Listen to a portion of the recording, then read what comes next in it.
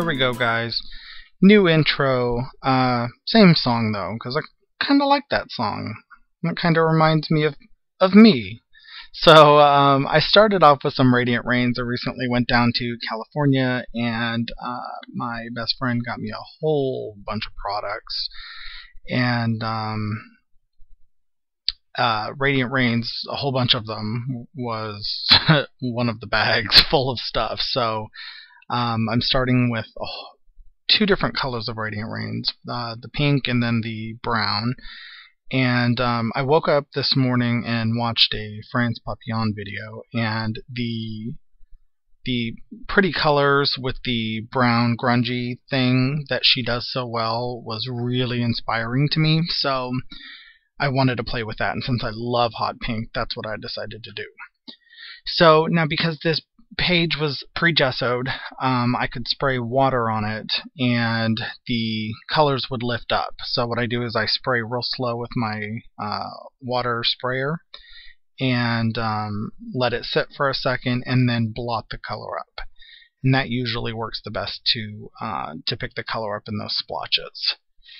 Now I am just going around the edge of the page in Distress Ink. I'm going to use a couple different colors. I'm going to do things a little bit differently, guys. I'm going to start putting all of the names of the colors, and that's my kid, sorry, he was crafting with me. I'm going to start putting all the names of the colors and all the names of the products and everything on my website, so that way it's all there in a list for you. I don't know if I'm going to link to it to where you can buy it. I haven't determined if I can do that yet. I think I might be able to, but don't quote me. But worst comes to worst, I'm just going to put a list of it on my website with the blog post. So that way it gives us more time to converse and talk about the process versus what it is, you know, the name and the color and the brand and everything that I'm using. So once I put the Distress Ink on, I sprayed with water, and as you can see, the Distress Ink really reacts. So what I did was I took this page outside, since it was so water reactive, and I sprayed it with an acrylic fixative, and I sprayed it with water to show you it's no longer running. So now here I am using some Donna Salazar inks, and I am just stamping with a script stamp all over the page. And because these inks are a pigment ink and they're very wet and they're very juicy, they don't dry, especially on non-porous surfaces. And since I sprayed this with acrylic, it's essentially covered in a layer of acrylic. So it's going to take a minute to dry. So I took the opportunity to take this little baggie of embossing powder. It's clear embossing powder that has glitter mixed in with it. And no, the glitter doesn't match. I'm trying to use my scissors to pull a little piece of string or something that was stuck in the embossing powder.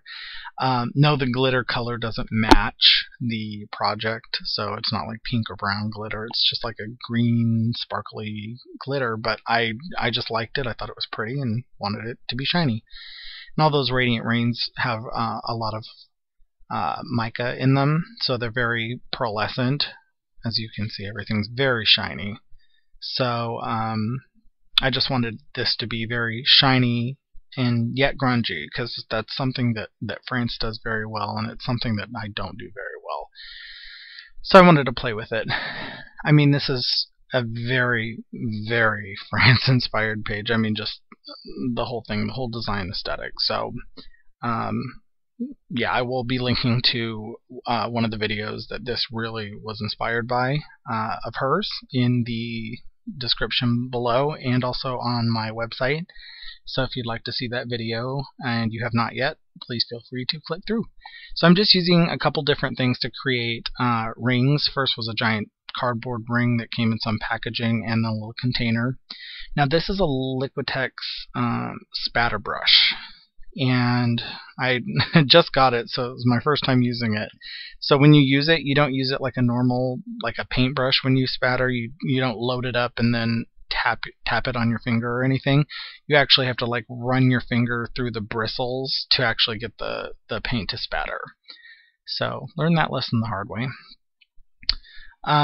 This is really, really cheap oil pastels, and It was a really cheap set I actually purchased for my son, and I saw them sitting there, and I thought, oh, that'd be good to kind of smudge out the edge.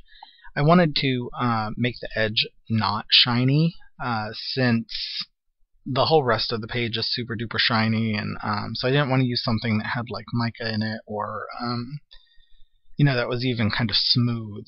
This kind of really almost has a chalky finish to it, even though they're oil pastels, but they're really cheap. So that's why I went with these, to contrast all of the shininess. And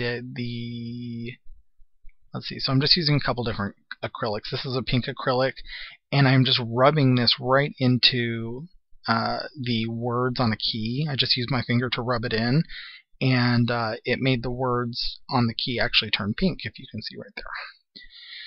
So these couple of like little metal pieces I got at, if you're in the LA area, or if you ever go to the LA area, there is a place called the Long Beach Reuse Depot, I think is the name of it, and it's great. So just real quick, I pushed that metal piece into the paper to burnish it, so I knew where to cut. So I'm just cutting watercolor paper out, and I'm going to color that paper up with this dress ink, a couple different colors. So, and again, for those colors, feel free to check my blog, or my website, excuse me. And I'm using Fabri-Tac to glue these down. So those metal pieces, the Long Beach Reuse Depot, they have just buckets full of like old metal pieces. This looks like it was maybe an old like piece of an old lock or something. They had old keys, old actual locks, like I don't want to say bicycle locks, but padlocks. They had old padlocks. They had screws. They had pen nibs. They even had some Seven Gypsies products. They just had almost anything you could think of that a mixed media person would just love to have, and it was all cheap. It was like for those metal pieces, I think they were like 5 cents. The keys, I think, were 10 cents maybe. So I just stocked up and got a whole bunch of stuff while I was there. Plus, it's a non-profit organization, so it's nice that you're actually helping a nonprofit. So going back in with the mixed media inks to stamp my phrase, and the phrase is going to say "move forward." I start my final semester of school this week, and let's see. So by the time this video comes out, I'll probably already have been in school for a while. But yeah, so I'm starting school, and that's kind of weighing on me. But I just have to think, just move forward. I've got, I think, 16 or 18 weeks left, and I'm done. So I glued that paper using Fabri-Tac, and then that was UT in a melting pot. UT is great. When you stick it in a melting pot, it just melts right away. It's fantastic. Would take forever to do without the melting pot. So that was another thing that my friend got me. I'm telling you, I showed up, and she bequeaths all of these gifts on me, and I love her nickname for it. I won't say it on video, but it's bag of stuff. So and it is anything but stuff. So I glued that key down and actually wrapped it in some copper jewelry wire, and then I'm using a credit card and some white acrylic paint to create some lines, and then I just took a rag and kind of dabbed them up so they weren't so crisp. And as you can see, I put some thread behind both the phrase thing that I'm using right there and the key, and I just put some Fabri-Tac down and glued it down that way, and then I put some hot glue right around the back side. So there's hot glue and Fabri-Tac holding that metal piece on. So the hot glue will hold it now, the Fabri-Tac will hold it forever. So that's kind of how I think about it. So going back in with my spatter brush and a little bit of white, I felt like this needed a little bit more light color. And just wanted to touch that up a little bit. And that is pretty much the page. That's the page. Sorry I didn't get me wrapping that that key. Yeah, I was out of frame, so I'm sorry about that.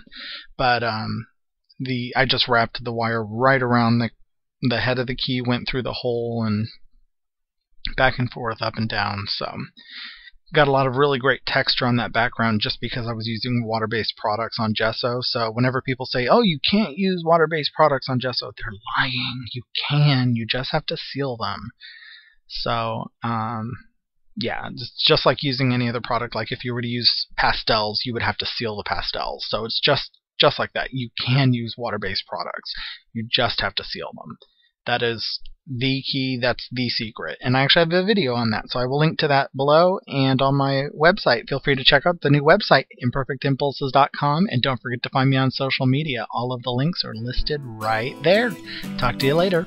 Bye.